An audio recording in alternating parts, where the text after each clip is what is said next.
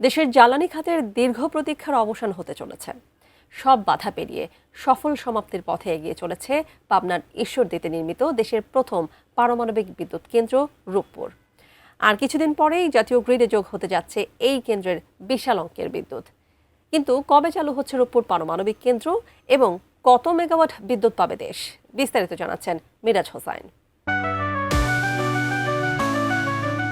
পাবনার ঈশ্বরদীতে পদ্মা নদীর তীরে গড়ে ওঠা দেশের প্রথম পারমাণবিক বিদ্যুৎ কেন্দ্রটি এখন তার চূড়ান্ত গন্তব্যের পথে। বৃহস্পতিবার পরিকল্পনা কমিশনে রাশিয়ার রাষ্ট্রদূত আলেকজান্ডার খোজিনের সাথে এক রুদ্ধদ্বার বৈঠক শেষে সাংবাদিকদের সামনে এক আশার বাণী শোনালেন অর্থ ও পরিকল্পনা মন্ত্রী আমির খসরু মাহমুদ চৌধুরী। সব ঠিক থাকলে চলতি বছরের শেষ নাগাদ গ্রিডে যোগ হতে যাচ্ছে এক বিশাল অঙ্কের বিদ্যুৎ। বৈঠক শেষে অর্থ ও পরিকল্পনা মন্ত্রী বলেন, রূপপুর প্রকল্পের কাজ এখন সবচেয়ে সংবেদনশীল পর্যায়ে রয়েছে। আগামী 7 এপ্রিল এই কেন্দ্রে আনুষ্ঠানিকভাবে শুরু হতে যাচ্ছে ফুয়েল লোডিং। আর এই ধাপটি সফলভাবে সম্পূর্ণ হলেই বিদ্যুৎ উৎপাদনের পথে আর কোনো বাধা থাকবে না।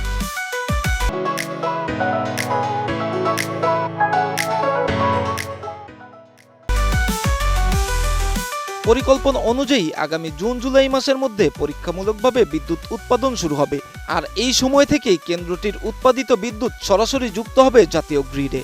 তবে শুরুতেই এটি পূর্ণ সক্ষমতায় চালানো হবে না বলেও জানান মন্ত্রী। ধাপে ধাপে উৎপাদন বাড়িয়ে চলতি বছরের ডিসেম্বর নাগাদ এই প্রথম ইউনিট থেকে পুরো 1200 মেগাওয়াট বিদ্যুৎ গ্রিডে সরবরাহ করা সম্ভব হবে বলে জানান অর্থ ও পরিকল্পনা মন্ত্রী।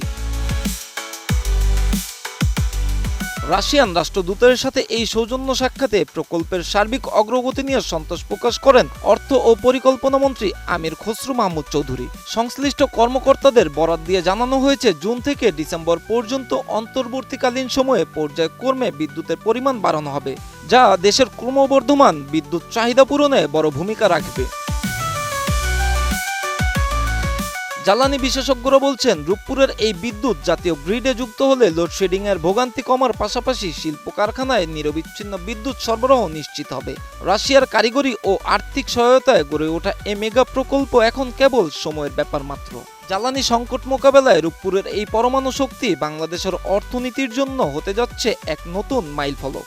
এখন অপেক্ষা কেবল মাহেন্দ্রক্ষণের, যখন রূপপুরের আলোতে ঘুচবে দেশের আংশিক বিদ্যুতের সংকট। Miraj Hossain, ATN news.